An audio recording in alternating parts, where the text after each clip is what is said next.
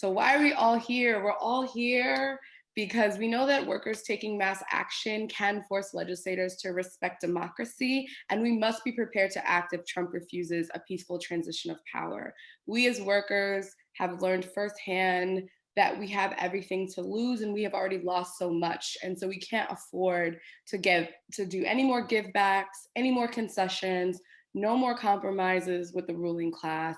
We really do need to put it all out there so that we can fight for our livelihoods, the livelihoods of our families, our loved ones, our neighbors, our comrades all across the country. And so this is serious business. We're 14 days out from the election, and we really got to get organized and start moving cohesively as much as possible. So I'm really excited about this call.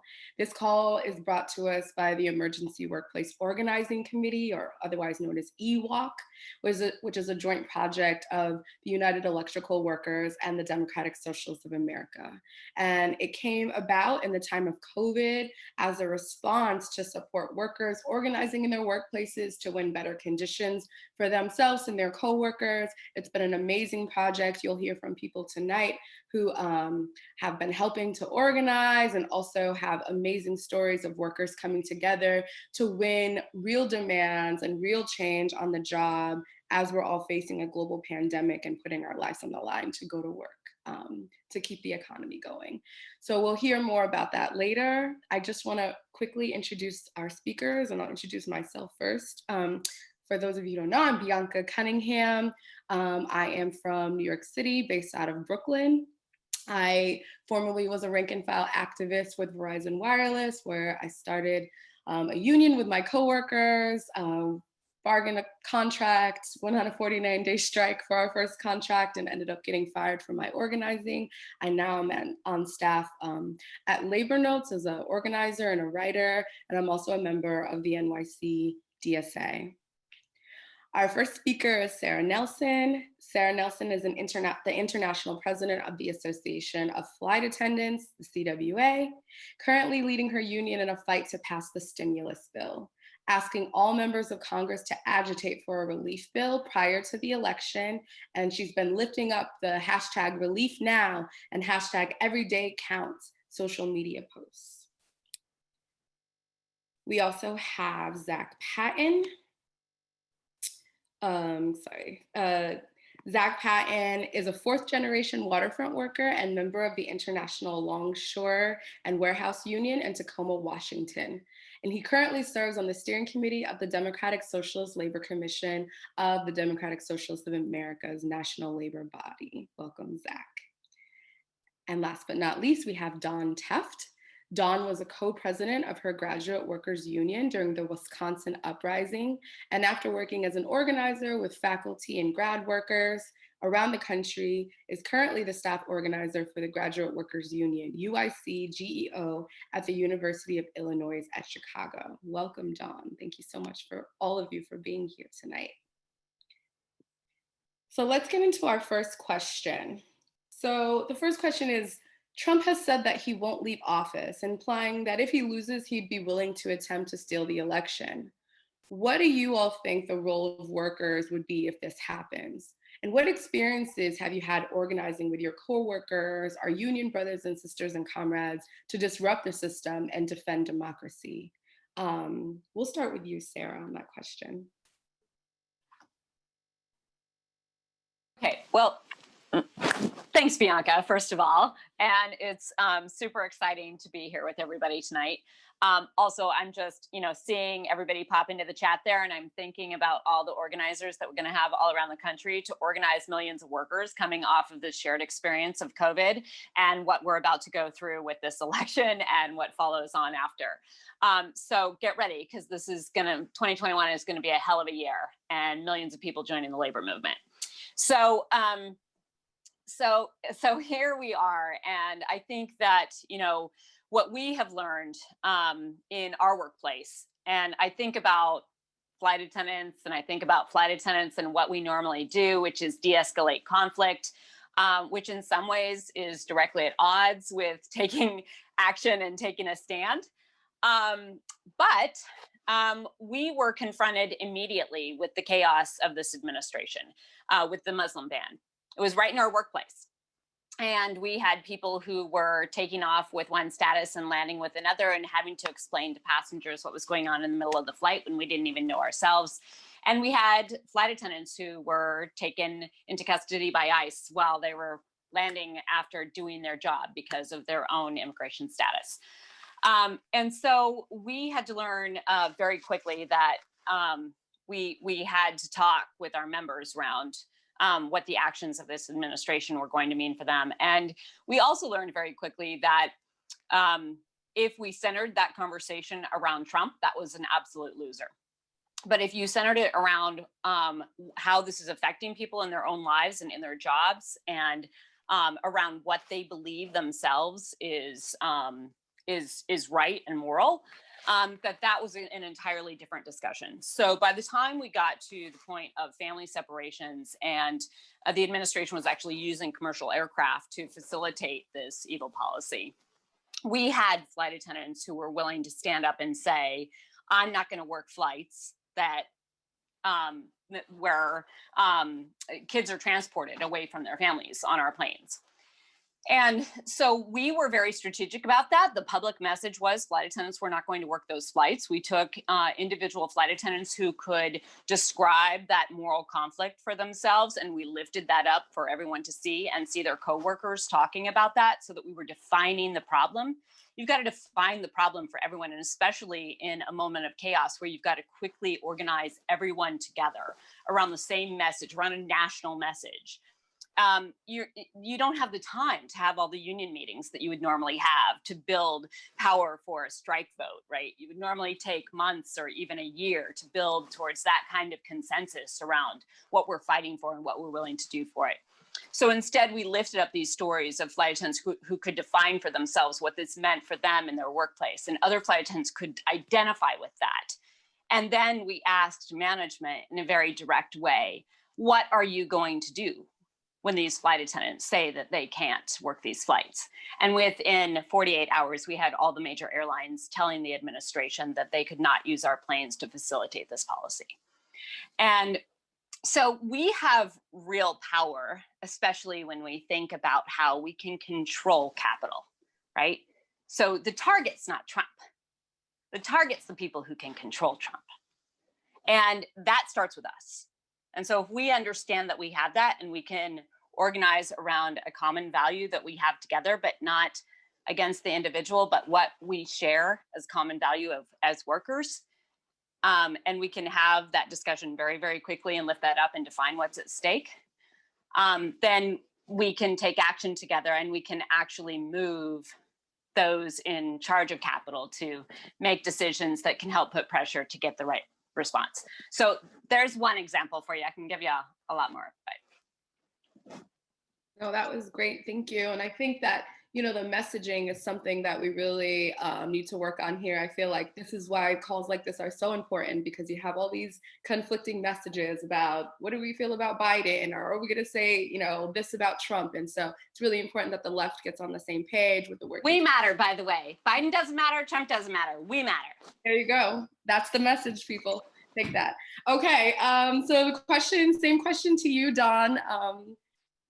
Give me some examples of you all defending democracy, and what do you think working people could be doing right now?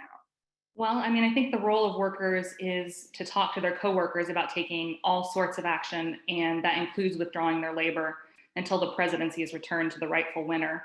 And if we're going to stop a fascist takeover, this is the window that we have to do so. After that, things become infinitely harder, so we have to do it now. And I come to this perspective through my experiences of the Wisconsin uprising. So in Wisconsin, Republican legislators proposed legislation that was intended to bust unions and eviscerate social services. And at the time, I was co-president of my grad union, MGAA, along with Lee Abbott. And when we heard about what was coming down the pipeline, and that had been engineered by Republican think tanks, and they were intending to pilot that in Wisconsin in order to roll it out in other union-strong states, in order to transfer power ultimately into the hands of oligarchs, we knew it would likely take more than protests to end that kind of plan. They weren't going to just cave, right? Because we're out in the streets. And we agreed that mass strikes or even a general strike, if that were possible, would be necessary. And we asked the co-presidents of the grad union TAA in Madison to remotely meet with us. And we really emphasized what we saw as the horrors of what was coming down the pipeline and proposed that, our unions both do strike assessments in preparation. And TAA eventually wound up holding a sit-in in the Capitol building on the night that Republicans tried to ram through legislation. And that sit-in wound up sparking what came to be known popularly as the Wisconsin Uprising. And the uprising was this beautiful, like life-changing experience for me. Just ongoing protests of up to 200,000 people at the Capitol building over and over and over again, week after week after week, in the snow and the cold, people like flooding the building, sleeping there overnight. We would bus people there and sleep overnight. And as well as that, it was rallies and protests and marches and direct actions across towns and cities all over Wisconsin. So people started taking it out elsewhere, right? So it was a statewide protest. It was happening everywhere. And so in addition to regularly busing our members to the Capitol and organizing direct actions there, as well as in Milwaukee, because we were trying to, to make it something that was everywhere, we voted on a resolution to strike if another union agreed to do so, and conducted a strike assessment that determined our membership would be willing to strike if another union in the state would do the same. And we wanted to do it with another union for protection as well as effectiveness, right? And what we figured is that other unions would join in, that they would come on board once we started doing something too, just like they had done after the sit-in, because that's when people just started flooding the Capitol and taking action. And like I said, it was the most profound, moving experience of my life. I like to say that it's like more uplifting than religion and sexier than sex. There's just bodies everywhere, people doing everything together. However, it showed me too that despite the beauties of that uprising, that protest alone often isn't enough, and that striking, which for me means disrupting the economic incentive that is the only thing that those in power really truly care about, is our most effective tool for winning when the stakes are high. So not only did the Republicans eventually pass the legislation that they intended, but they wound up successfully doing so in some other states down the line. And so we feel like if any other union had conducted a strike assessment, that we might have wound up with a different outcome in the uprising. We were all taken kind of by surprise, right? Nobody had pre-planned for this. So that was a lesson that we learned from this, and that I am here to share with others. And I would say that without the strike, as that like escalation tactic, no matter how big it was, we couldn't get it to reach the real sort of crux of power that we needed it to. And so the voice of the people could only go so far in that instance. Thank you, Dawn. I think I heard you say, if you stay ready, you don't have to get ready. So we should be ready, getting ready right now, so we're not blindsided. And thank you for being really honest about the limitations of protest, especially when there aren't masses of people in the street, right? So thank you. Okay, question to you, Zach. What are we gonna do if Trump steals the election? That's a good question. And thanks again for having me here. What Dawn was just saying about how that we need to do something more than just protest, and that protests aren't just enough, talking about the power of workers. I'm reminded from a line in a book that I'm quite fond of called Reviving the Strike by Joe Burns. He says in there that compared to the way that a lot of unions in more recent decades have conducted themselves and taken action on the whole, that to traditional trade unionists, the point of the strike was to make the employer's pocketbook bleed. What I get from that is that along the line of thinking about what workers and unions can do to take action is that a strike isn't just like any other protest. It's not just about raising issues or raising consciousness or just being in the streets, but it's about concretely disrupting the flow of things.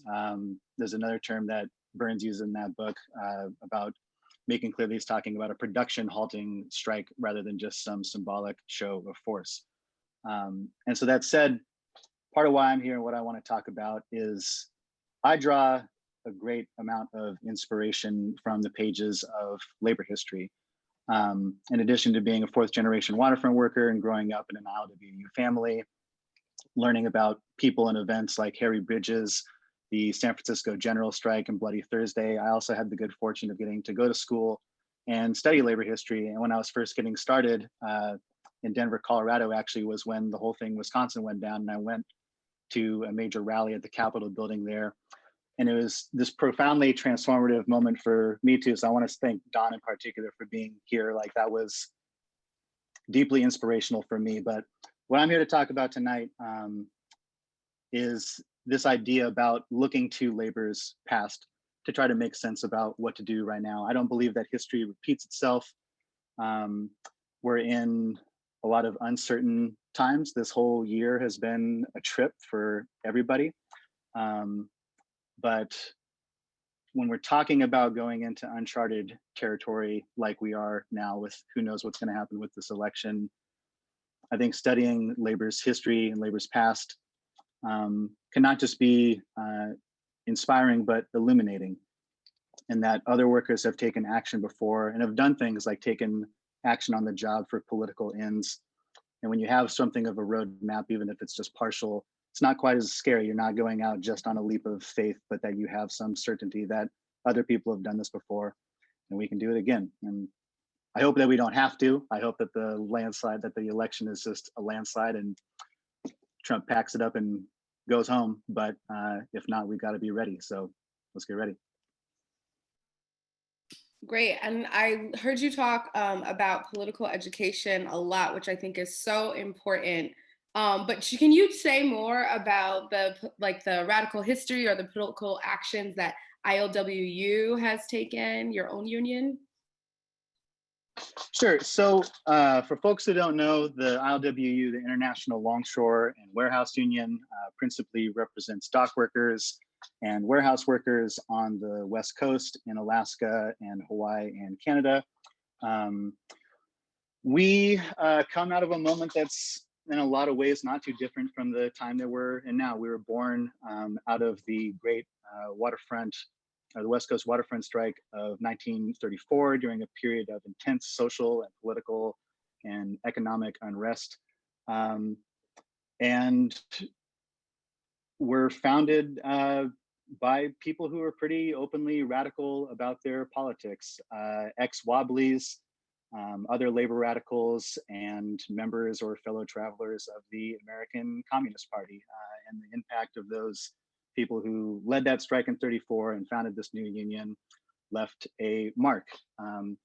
Part of that being that when we came out of the big strike in 1934, we had a firm commitment to an all-inclusive anti-racist version of industrial unionism. One of the first big actions that we took in the course of that strike was voluntarily desegregating the union and thus the waterfront.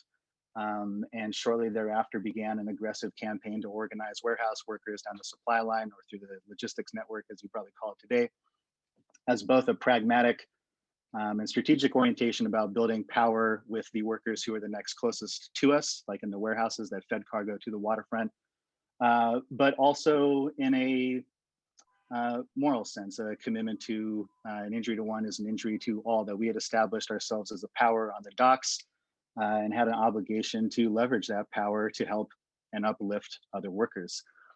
Like I said, though, that a lot of the people that helped found this union were very open about their politics.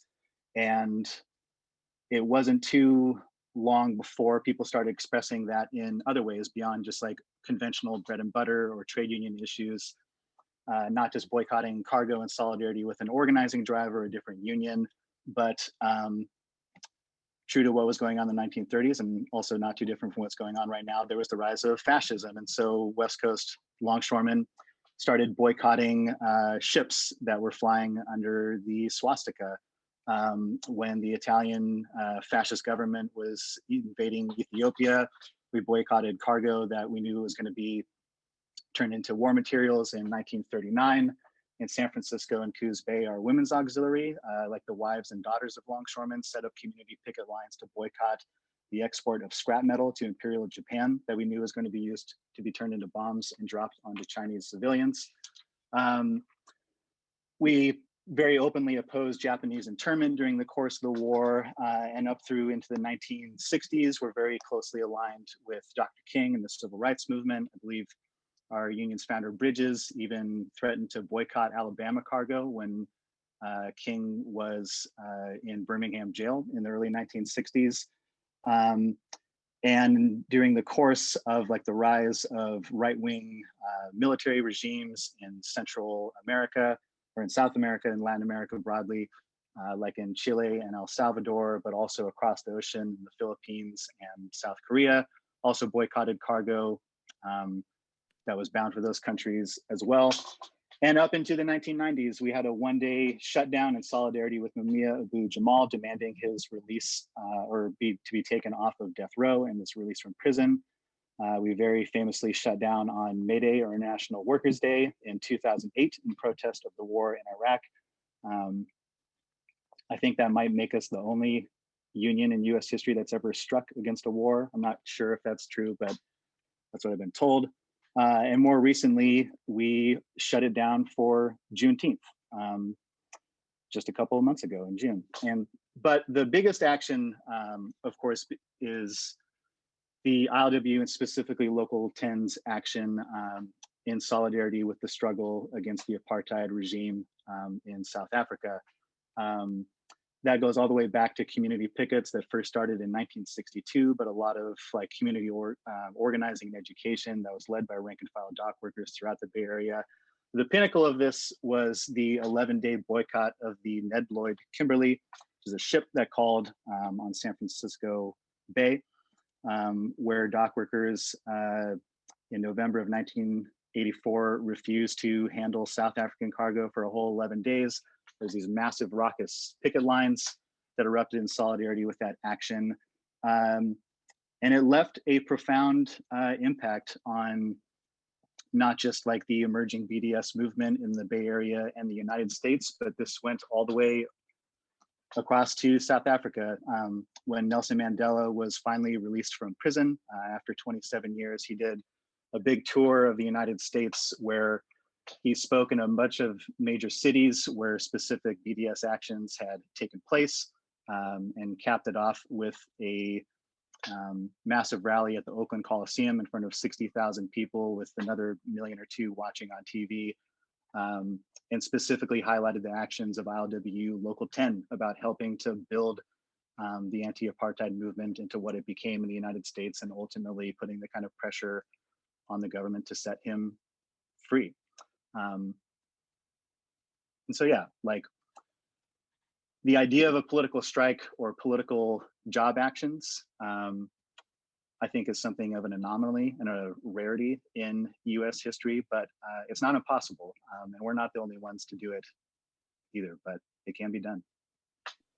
Thank you, Zach, for sharing that. I am over here so excited and just reminded that this is a fight not only against fascism, y'all, but this is a fight against white supremacy for the soul of this nation. And so if your union activity or your coworker activity is not intersectional, if you're not talking about all those issues, then we got to change that, because we got to get as many people out as possible to be together on this issue. And that means broadening to include all of those fights that are all intertwined: the fight against capitalism, the fight against white supremacy, the fight against fascism, the fight for our democracy and for our own dignity as workers. And so thank you, Zach.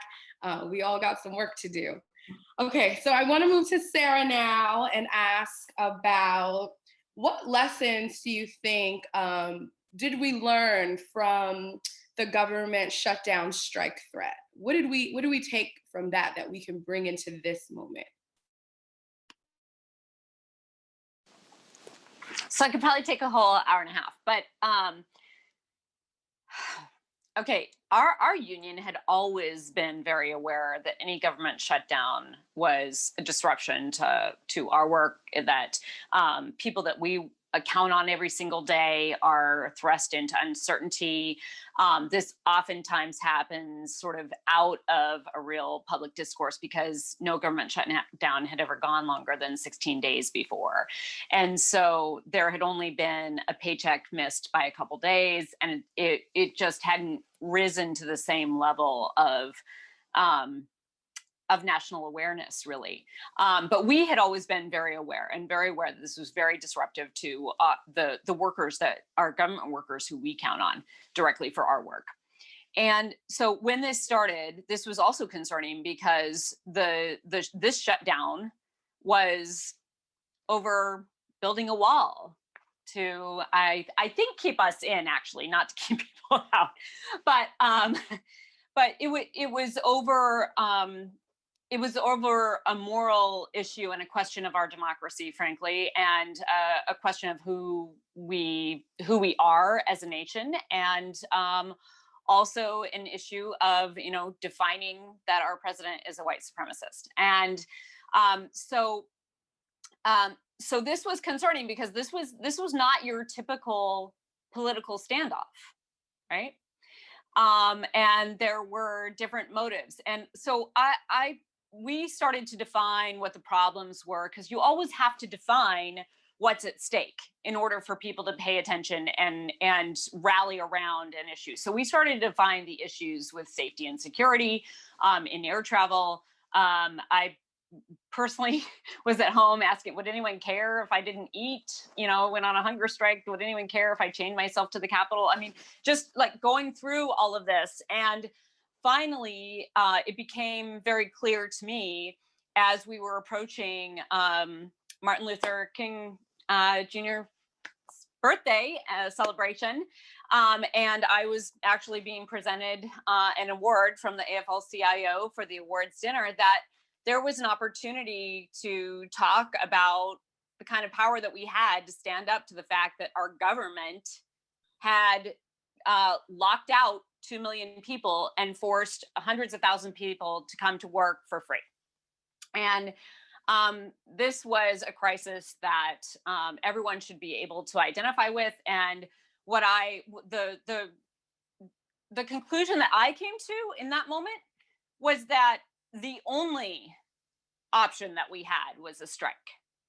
And when I started to say strike privately, people said, well, first of all, people got excited, right, internally.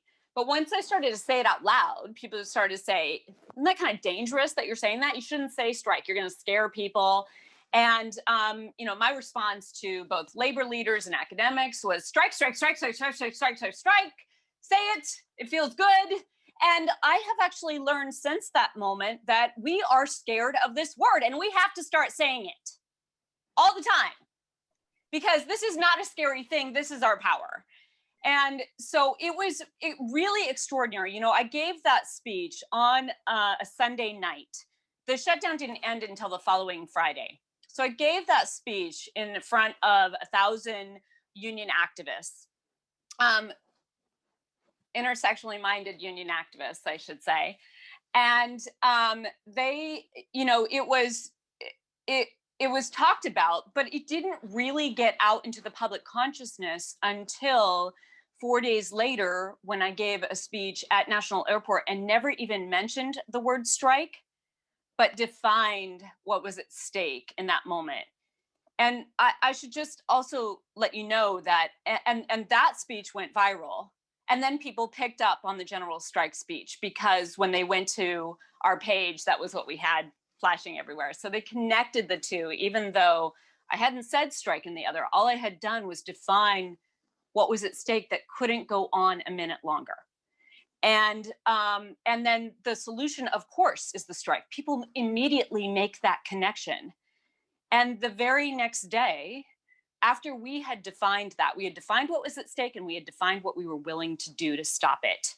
And so the very next day, before we could even because we were getting ready to take a strike vote, the flight attendants, we weren't just calling for a general strike for everyone. We were calling for everyone to talk about a general strike, but we were actually getting ready to strike ourselves as a union. And so the very next day was when they missed the second paycheck. And of course, only 10 air traffic controllers famously called in sick because they could no longer do the job with all the stress and do it safely. And that caused such a logjam that flights stopped at LaGuardia. And 2 hours later, after the day previously, there had been a vote to continue this government shutdown. 2 hours later, there was a deal. And we were like right on top of that and keeping that strike at the front of people's minds. I mean, we got a statement out right away. Mitch McConnell, can you hear us now? And I just want to let you know, well, a lot of people were calling that Trump shutdown. We didn't use his name one time because we realized that what this man wanted was all the power and all the control. When we understood earlier in that week that he didn't care if the air traffic controllers didn't go to work. He didn't care if the TSA officers stopped showing up for work because he wanted to privatize everything. And if suddenly these government functions weren't working, it was his excuse to privatize it. So they also could not strike themselves. They needed that solidarity from the private sector to support them. And he also didn't care if there was an accident, because people in chaos say, make it stop. They're begging for a change. And so the capitalists know that if they bring you to a moment of chaos, there's my likelihood that people are willing to go along with whatever solution is given to just stop the pain, right? And so in either case, if we didn't stop this was not a normal political assessment. And we had to shut it down. And what stopped that government shutdown was not the fact that we actually all did strike, because it was only a few flights. It was the analysis that workers were going to have a taste of our power and we were going to take over everything once we did. And so they shut down that so fast before we could really understand our power as workers, because this was going to turn into a massive strike. It was going to. And that was the last thing they could allow to happen. So we have to understand the power in that word, in that tactic, but that our power is really our solidarity and understanding what is common that we have at stake, defining that really well, understanding that together, and then looking each other in the eye, like Dawn was saying, getting that commitment with another union to say, I've got your back, and you feel that solidarity bouncing off of one another, and all of a sudden you start to feel that power and you start to feel that you can do something that no one thought you could do moments before. And so that's what we have to build for. That's what I've learned. But it all starts with not being afraid to talk about where our power lies. And I just want to know, Zach, I love that you quoted Joe Burns. He is, of course, our director of collective bargaining. And so I work with Joe Burns every day. And I should just note that Joe Burns is responsible for closing out 5 contracts since COVID started. So it's not always just about the strike. It's about getting results for workers. We got results for workers, got money in people's pockets right now, believe it or not. And I just also want to note that this is where I start any problem that I have, or almost every single day, is this quote with Mother Jones. And she said, the capitalists say there is no need of labor organizing, but the fact that they themselves are continually organizing shows their real beliefs. The capitalists want the most labor for the least money. The laborers want the most money for the least labor. Workers produce wealth and build the world's palaces, but they neither use the wealth nor dwell in the palaces. If you would only realize that you hold the solution of the whole problem in your own hands, you could settle the whole question easily. If, for instance, instead of striking in small groups, every industry in America were to hold up, the capitalists would be obliged to yield to any and all demands, for the world could simply not go on. And when the plane stopped, when COVID started, we had tremendous power because we're 80% organized in the airline industry.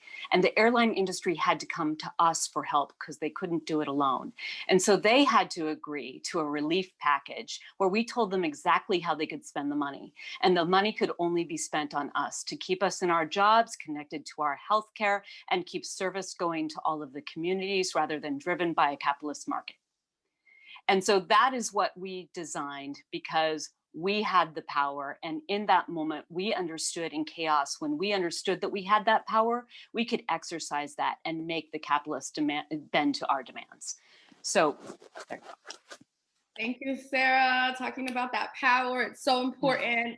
It's so true that once workers organizing experience that power, it's contagious and you can't forget that experience, and you just feel so much more capable of stepping out and fighting and taking a chance and taking a risk and being willing to, you know, act collectively when you experience that power. It's so important. So thank you for that. I also just want to really quickly plug that Tristan is putting a link in the chat for people who are interested in organizing in their own workplaces. So look out for that in the chat. We are going to move on to Dawn. So we've heard all this amazing anecdotes and stories about, you know, workers in logistics, like on the airlines or on the waterfronts and the docks, who are able to exercise their power for political change and to get, you know, real, real working class conditions improved.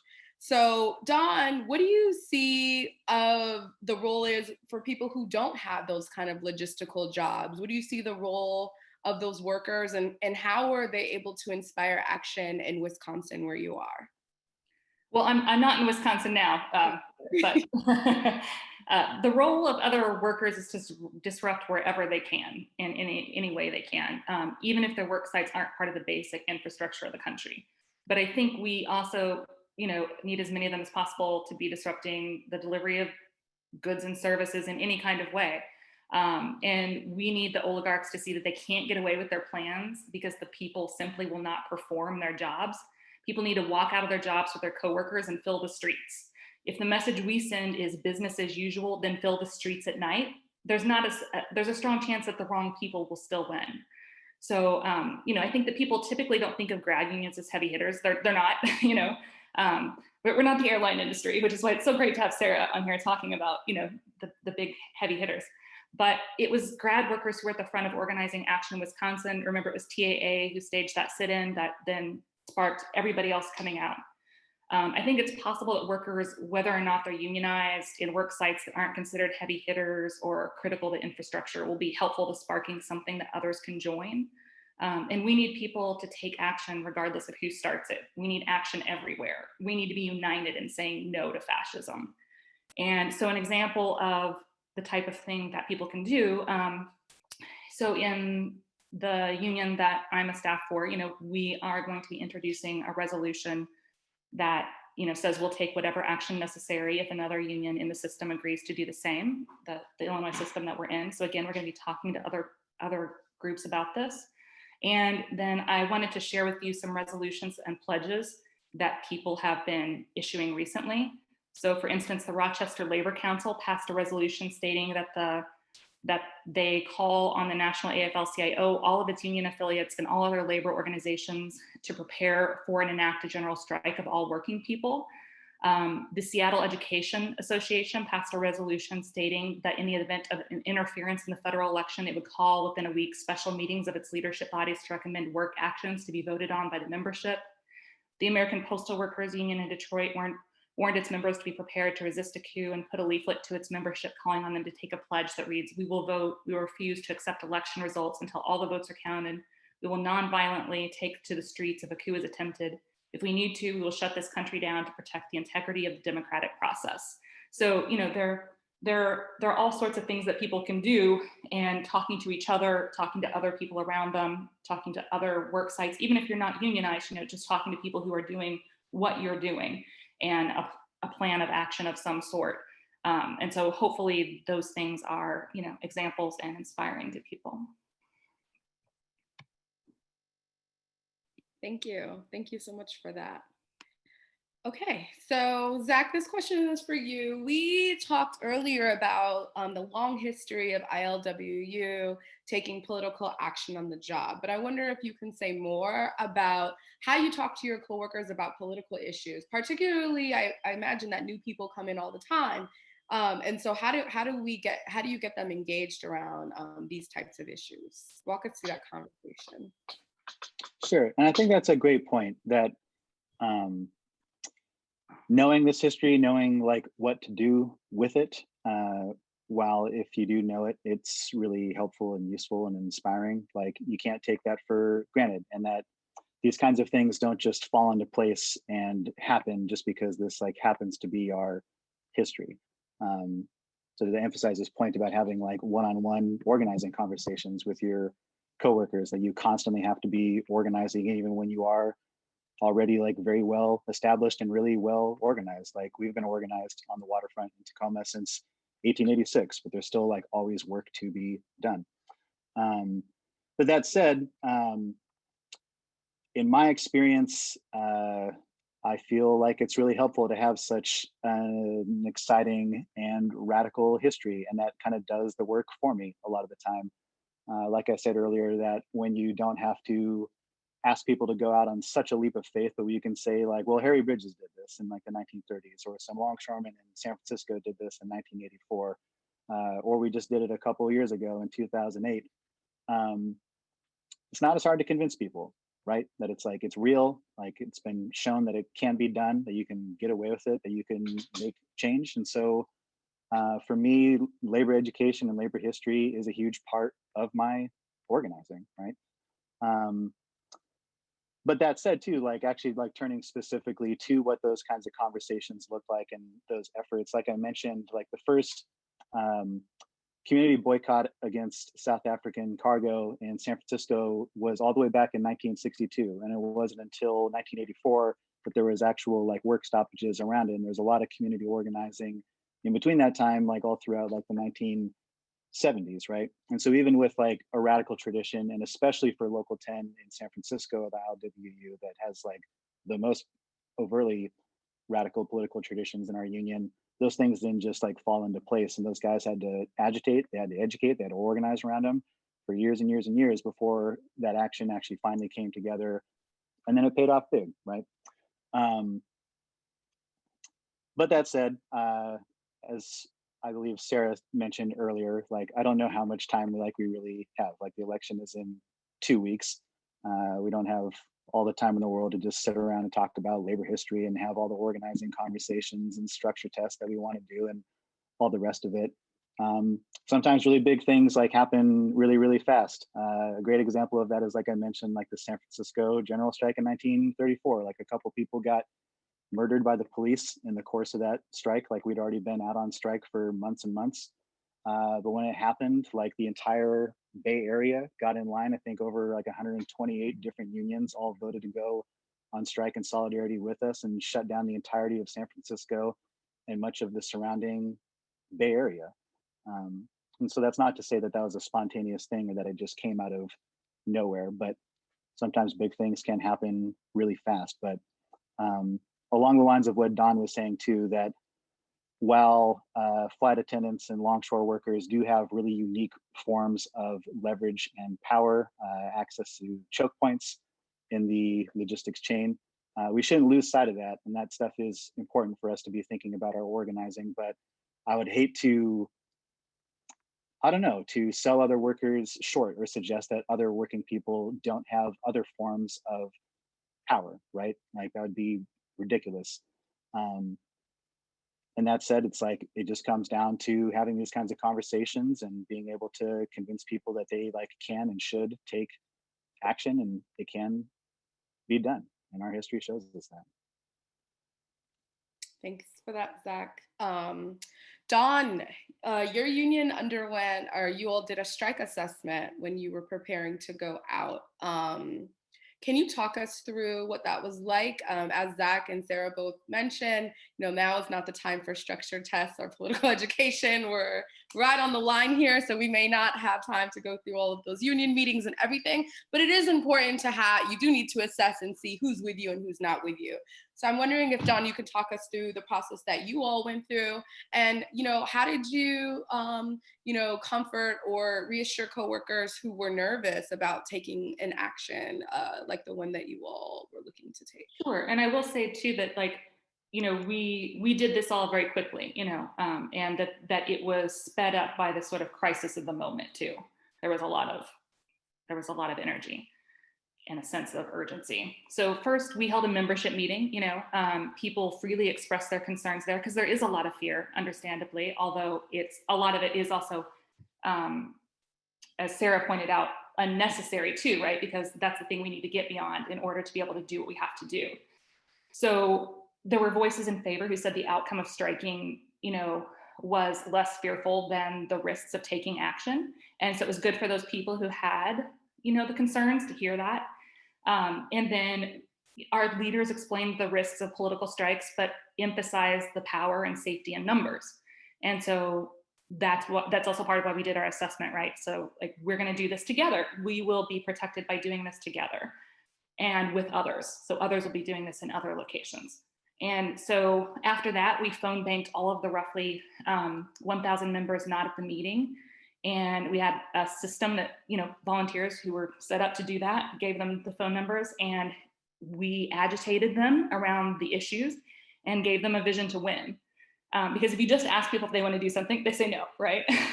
But if you agitate them about what they care about what's at stake, and help them see that there's something even bigger than their fear that's at stake, and help them understand how it is that you can win and that you'll be safe together, then they say yes. So we explained that our ability to maintain our union was at stake, that Republicans wanted to destroy unions because they're a check on the elite's ability to accumulate wealth, and that unions tend to support politically left candidates. We explained that these plans were drawn up by a right-wing think tank with Wisconsin as a testing grounds, which were ultimately intended to further consolidate power nationally in the hands of oligarchs. So this was something that was both about our specific immediate needs, as well as the larger political projects that people care about, right? And about our rights collectively, even once people weren't in this union. And we said that if our union went on strike along with another union, others would join us in striking, just as they had joined the protest at the Capitol. And hopefully we could together bring the state to a halt. At the end, we asked if people would be willing to participate in a strike if there was majority interest. So again, we were conveying, we're doing this together, right? It's not just gonna be a few of us who go out. We're doing it together. And then we tracked the yes and no responses in a spreadsheet, which sounds very businessy, but we had to know where people were. And then, and it also helped us understand where our power was, because we have different work sites. So where is our power concentrated? And that's helpful, especially too, for those who might be doing minority strikes, because if it's concentrated in particular places, you can still pull it off if that's where the leverage is. Our leaders talked to fellow leaders and rank and file members of other unions and asked them to consider striking too. And this is all stuff that we really should have done beforehand, a little more. But like I said, a lot of people were sort of surprised. And so this is something that I think could have gone very differently. And that's why I'm here speaking about our experience, because I think it can go differently in the future. And it's great to have Sara and Zach here talking about the experiences of actions that they have taken. And those are models for all of us. Yes, thank you, Dawn. And we all need to do assessments and have a list, build a list. Yes. Okay, so I want to turn to you now, Sara. Some unions are starting to talk about the potential for strikes if Trump does try to steal the election. What do you think the role of labor should be to stop Trump's plans, if that's so? And more specifically, can you say what we should be doing over the next week? Like, what are some concrete things that we should be doing to prepare for this for the next week that we can start tomorrow? Well, it's very interesting because, Mother Jones' quote about the capitalists are always organizing. Boy, I see that all the time. And the fact that we did not have a relief bill, by the way, I won't call it a stimulus because we're in the middle of a crisis right now. It's relief for people. This is not a stimulus of any kind. We're not stimulating anything. We actually are just not even willing to talk about wearing masks. So anyway, we really should have had this relief bill in the summer. Not allowed those unemployment plus up payments to lapse, the protections against evictions, all of the rest, and all of the relief that people needed. But this has gone on. And last week, we got a real lesson when Trump tweeted out he's calling off the negotiations, and 6 hours later singled out the airlines as the one thing that he wanted to pass. And I said, I think on MSNBC or somewhere, that was a lot like in the movie Norma Ray, so that people could visualize this. When the boss is seeing that Norma Ray is starting to agitate and starting to organize people, and so let's quick make her a supervisor so that everybody hates her and we take her out of the game, right? So I do think it's very interesting that that we were singled out. and that it essentially stopped that relief from getting in place. And that tonight I'm here telling you that I am spending every waking moment right now trying to shore up my union, because half of my union is out of work right now. Half. No paycheck, no health care, in the middle of a pandemic after having been on the front lines of this since the beginning. So right now, I know that I have to show our members that we are fighting for them and their jobs. Nothing is more immediate for people than just being able to simply provide for themselves and their families, right? And it is the thing that is going to get their attention the fastest. And it is often what we're talking with them about, why they want to strike, to improve those conditions, right? That's typically why we're talking about a strike. So we have to win. I want to shore up my union so we're strong enough to fight forward, frankly. And I know what a strategic industry we are, and what a choke point we are, and what a role we can play here. But so do the other people playing this game, clearly. And so we are trying to lock this in, save people's jobs, save people's healthcare. And we can't stop fighting for a second on that. And even if we don't win here, even if we don't succeed, because Mother Jones also said, you will fight and win, fight and lose, but you must fight. And she said that to the people after the Ludlow massacre. Well, imagine saying that to people who just watched little children burn and little boys get shot in the back, and their entire community having fought together, speaking 28 different languages, but understanding they were in a common cause, be murdered. She said, you must fight. And so people have to know that you're going to fight, but you do also have to win. And so what we need to be doing right now is coming together and spreading the word that we must fight. We must fight for all Americans. We have to shore this up. We have to fight right now for relief right now, because the fights that are coming ahead, we need to get $2 trillion out into people's pockets. But if we don't get that done, people need to understand which side they're on, and who's on their side, and who they're fighting with, and who they're fighting against. And so for me, this is my focus right now. It's a shared experience across the country.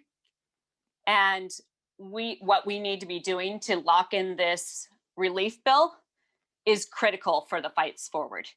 And if we are all taking part in that and coming out for Relief Now actions and locking this in, this is going to be a large part of building the broad-based support for the fact that it's working people who take care of each other, working people who demand that our government work for us, respond to us. And by the way, when we say that this government doesn't do anything and it's not worth our time, we are giving them permission to do nothing. And we can't do that.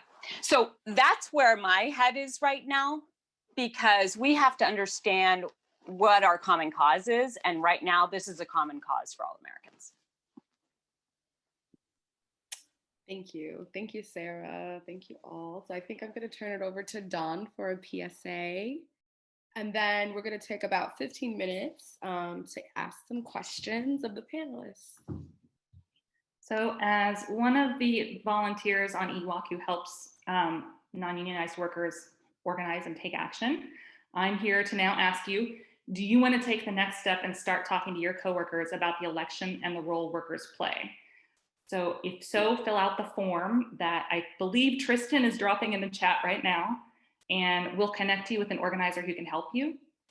And for those who want to donate to support the work that EWOC does, we're also going to drop a donation link in the chat. And I would say to go ahead and open both of those links now so that they're still open when you close things later. When you close out the chat, it's not going to be there. And while you're doing that, I'm going to leave you with a quote from Frances Fox Piven, who wrote that workers had the most influence and ability to extract concessions from government during the early years of the Great Depression, before they were even organized into unions. Their power came not from the organization itself, but from the sharp need they felt and their ability to translate that need into strikes that disrupted the financial bottom line that the wealthy and the politicians who represent them care about. And we know here at EWOC that what we're all facing is big, and EWOC is here to support you all in the steps you take. We have the chance to make history together. It won't be easy, but it will be life-changing. Yes, thank you, Dawn. Thank you for that. Okay, so let's get into it. Let's get into these questions. They're not for any panels in specific, so whoever wants to take, and if several of you would like to chime in, we definitely have time for that. So the first question is from Terry Weeks. The question says, I wholeheartedly support a general strike. However, I'm a hospice RN, and with dying patients and their families relying on me, I do not think I can strike. Do you have thoughts on how I can fit into this movement? And that's for any of the panelists. Yeah. First of all, Bianca, I just want to go back and make sure that people know that after Mother Jones did say you must fight, mine workers from other states and all over the state came to Ludlow and chased the militia out and formed their own government for a period of time. This is often not a not often told part of that history that happened, that solidarity that happened, where they rushed to help their sisters and brothers, and ultimately spurred on organizing that built the mine workers to be the most powerful union in America and for the rest of the labor movement, alongside AWU, I should say. And you know, I think that we all have a role to play. And we have to understand that when we are defining that we're taking this strike so that we can have a functioning democracy and a government that is taking care of its people rather than attacking its people, that there are going to be people who need to continue to do the jobs that they're doing. And so those people can make it very clear that that's what this is about, that this is about continuing to take care of people. Now, what are the other ways that you can support? You can talk to your friends and families about what you're doing. You can point them to the actions. You can ask them to talk with their coworkers about actions in their workplaces. You can also donate your time after work and your time and your money to the cause for the people who are standing up. So there are a lot of different roles that you can play, even if your job is defined by the workers, by those of us workers and strikers taking action as essential work. Not our government defining us as essential workers and wanting to take advantage of us and pay us less to be essential workers, but workers ourselves recognizing that we are doing this to take care of each other. And so there has to be that kind of structure, and there has to be that kind of definition to say that we are going to continue the basic functions of the society, but we are going to act as the government now.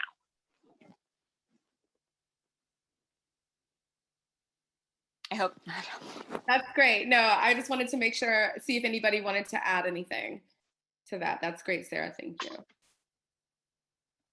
I was just going to say real quick, I saw some people mention this in the comments, but like I mentioned the San Francisco general strike earlier. There were exemptions to that. Like the people like on the general strike committee made exemptions for milk and bakery delivery drivers, for example, and of course also like hospitals. And so like Sarah said, there's lots of other ways to participate in a general strike or any kind of like strike and labor activity. Even if you're a healthcare worker and feel like you can't go on strike with them, like shouldn't feel guilty about it. And there's plenty of other things to be doing too. Like one-on-one organizing conversations with your patients and your coworkers too. Awesome, yeah. Great, so the next question is from Devin Kelly. The question is, while I agree 100% with everything the speakers are saying about economic action if Trump tries to steal the election, I'm also curious about what we do if Biden wins outright. Then there is still a wave of right-wing or white supremacist violence. What is the role of economic disruption then, or will it be more about mass mobilization? That's a great question, and I do want to point out that the grad union at University of Michigan took a political strike in part over racial justice, and it was, you know, political strikes are these illegal strikes, and that was really inspiring to me. And I'd love to see more of that and to see people doing it in unity so it has more power, that they're coordinating around it, like all the unions on a campus doing it together, for instance. And I know right now on my campus, we have what we've labeled the Good Justice Coalition. And so it's a coalition of unions and student organizations across campus. And we are organizing around demands that were authored by Black students to win those demands for the entire campus. And so we want to dismantle the police on campus. You know, we want to see more faculty of color hired. We want to see more trauma-informed therapists. So these are things we're fighting for in coalition. It would be great if we can get to the point where a stronger action becomes part of winning that.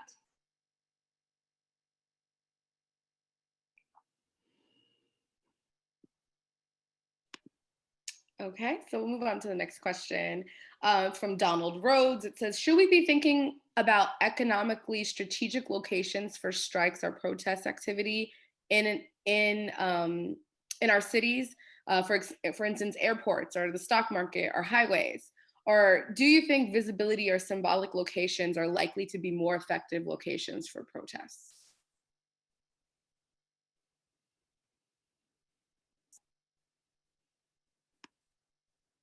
Well, I think if we can be organized and pull it off, I think about our strike tactic, which is chaos, create havoc around our system, that we created in the early 90s because we were coming off of the TWA strike and Carl Icahn just simply replacing all the flight attendants overnight, and thousands of flight attendants being out of work with replacement workers for years on end.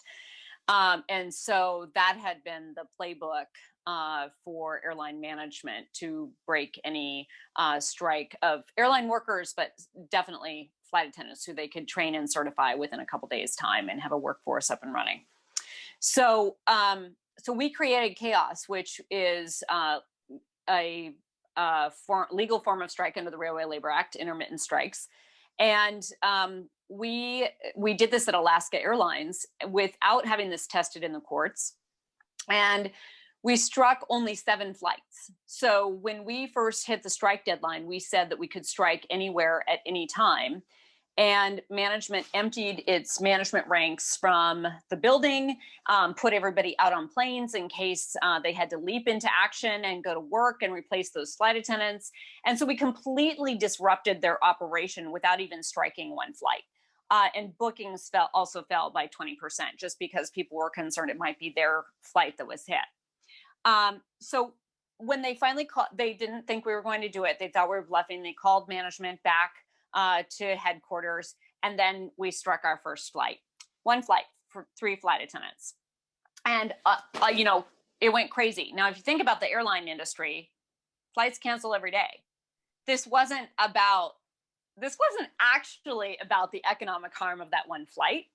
It was the threat of the strike, and strategically placing, we got to decide when and where. We controlled the schedule. We took total control from management. And we only had to strike 6 more flights before they illegally suspended and fired some of the strikers. And we went for an injunction. We got a ruling in our favor. And that night they wanted to settle the contract over fax machines. So they agreed to a contract where they screwed up and they gave the flight attendants a 60% raise. Okay. So they were so crazed and wanted to get control of the operation again so badly that they agreed to this without even wanting to meet. So we have used that tactic ever since and said that chaos is our brand of strike. And I mean, as I have tried to strike so many times in my life, but we can't strike because they don't ever want to face this. In fact, at US Airways, the president of the company was quoted on the front page of the USA Today, we will shut down the airline rather than subject our passengers to the phenomenon called chaos. And ultimately, they settled that contract at the midnight strike deadline too, midnight strike / lockout. And so I think that if we can control when and where, and we think about how we can strategically place pressure in places that are going to have a major impact. We actually don't have to have a general strike across the entire country. We can have a major impact if we know that we can shut down one specific place. And it doesn't even have to be for a very long period of time. If we take control of the schedule of the country, we can have a tremendous effect. And we do have to think about, I think, sure, Wall Street, but it's what they expect, right?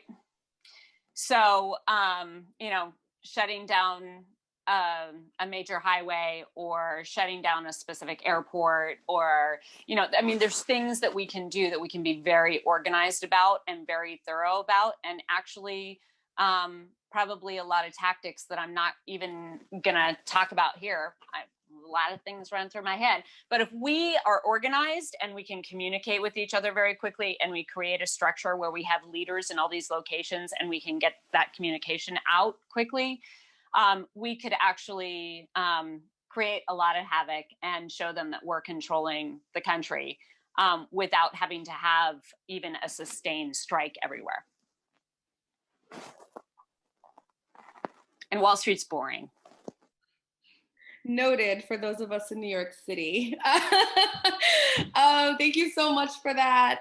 We did have some questions about, whether or not we should be waiting on leadership of the large parent unions and the AFL-CIO, for instance, to give us directions about what to do, whether it's worth it to do that. Are they preparing anything?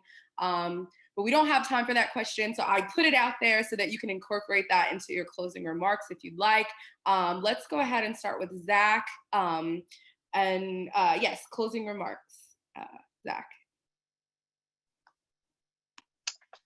I'll just say to that point, getting unions and AFL and state labor councils on your side, that would be great.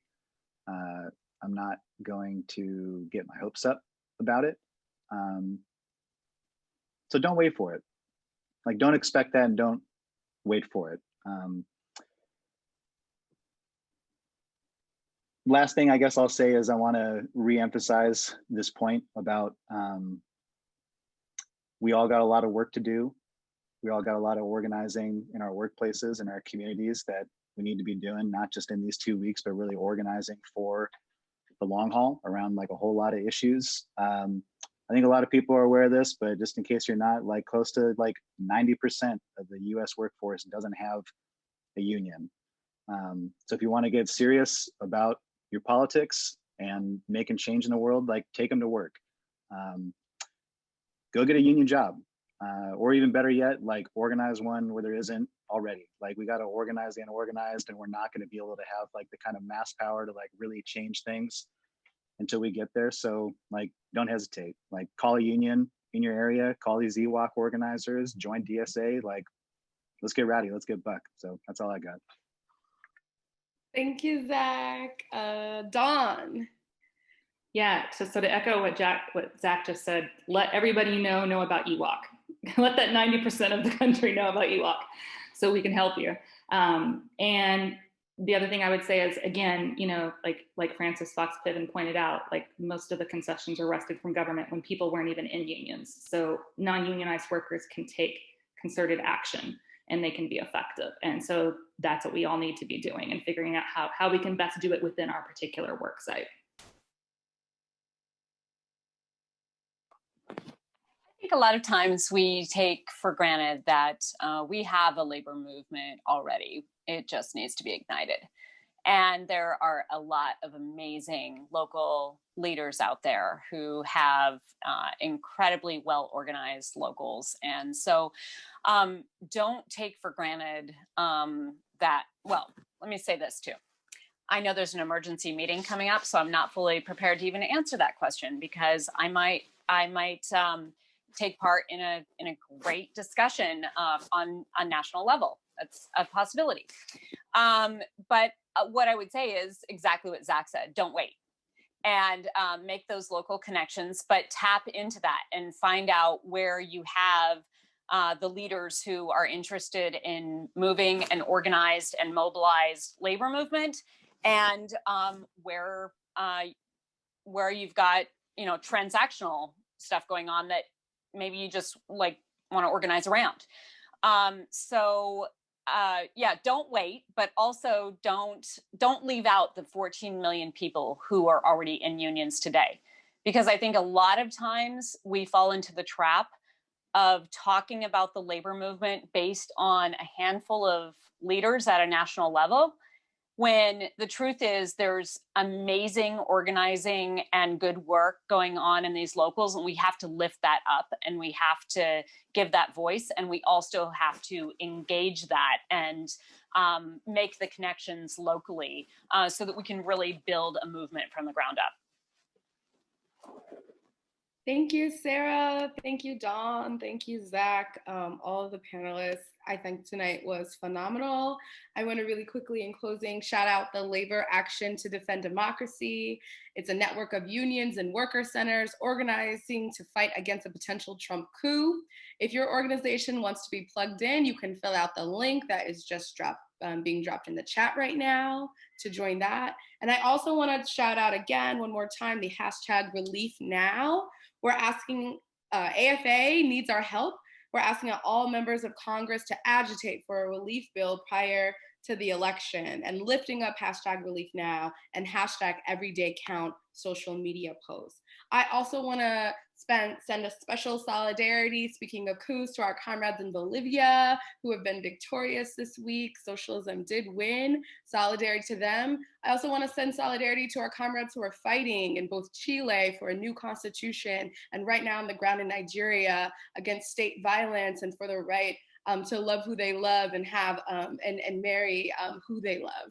And so I want us to be mindful about those struggles happening around the globe.